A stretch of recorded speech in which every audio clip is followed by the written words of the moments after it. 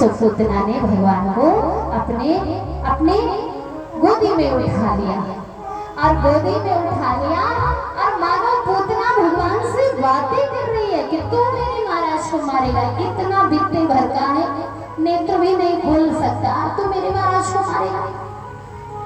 महाराज को मारने का काम तो बाद में कर पाएगा, जब मुझसे बचेगा ना तो। और आंचल के नीचे पूतना ने भगवान को ढक लिया, जैसे एक माँ अपने बच्चे को दूध पिलाने के लिए आंचल के नीचे छुपा स्तन भगवान के मुखमंडल में पूतना ने डाल दिया।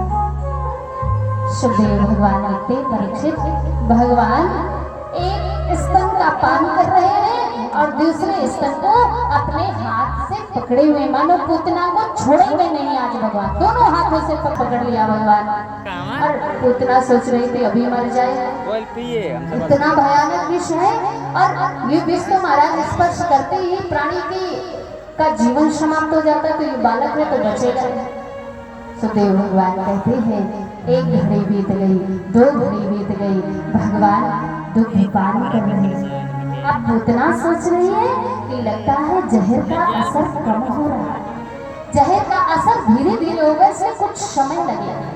और भगवान सुखदेव कहते 2 घड़ी तक भगवान ने पूतना के दुग्ध का पान किया, और 2 घड़ी बाद भगवान ने पूतना के दुग्ध के साथ जैसे ही पूतना के शरीर के प्राणों को अपनी ओर आकर्षित किया, उस शरीर में बैठी हुई जीवात्मा को अपनी ओर आकर्षित किया। भगवान ने अपने आकर्षण में बांधा और दुग्ध के साथ पूतना के प्राणों को पीना जैसे ही भगवान ने शुरू किया महाराज, सो पूतना के शरीर में बड़ी भयानक पीड़ा हुई। शरीर की एक नसों में दर्द शुरू हो गया, पीड़ा शुरू हो गई।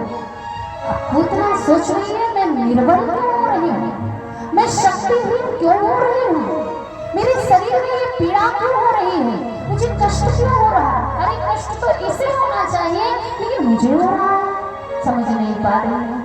और दोनों हाथों से भगवान को छुड़ाने का प्रयास कर रही है और भगवान हंस रहे हैं, दोनों हाथों से पूतना को पकड़े हुए हैं भगवान, और मानो किलकारी मार करके रहे मौसी जी अब तो मैं आपको नहीं छोड़ूंगा। पहले तो मैं आपको पकड़ना नहीं चाहता था, लेकिन जब आप मेरे सामने आ ही गई तो मैंने आपको पकड़ लिया, अब नहीं छोड़ूंगा मौसी। पूतना बार बार कह रही है अरे छोड़ लाला, अरे छोड़ लाला, भगवान ने कहा नहीं छोड़ूंगा।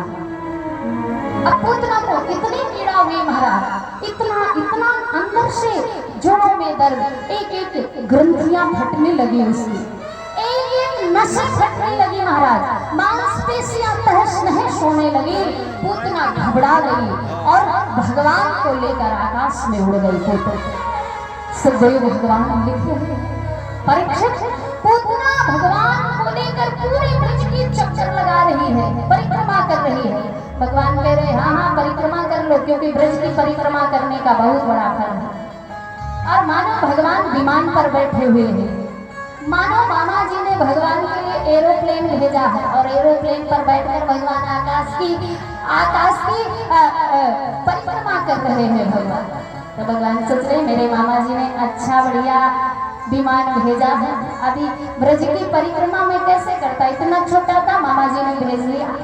और मैया मौसी के शरीर पर बैठे हुए भगवान पूतना के दुग्ध को पी रहे हैं। और भगवान सुखदेव लिखते हैं कि महाराज पूतना चिल्लाने लगी, चित्कार करने लगी, और जैसे ही भगवान ने उसके शरीर से प्राणों को खींच कर अलग किया महाराज, वो अपने राक्षसी स्वरूप में आकर जाकर महाराज नंद के गौशाला में धाम से, और जैसे ही महाराज पूरी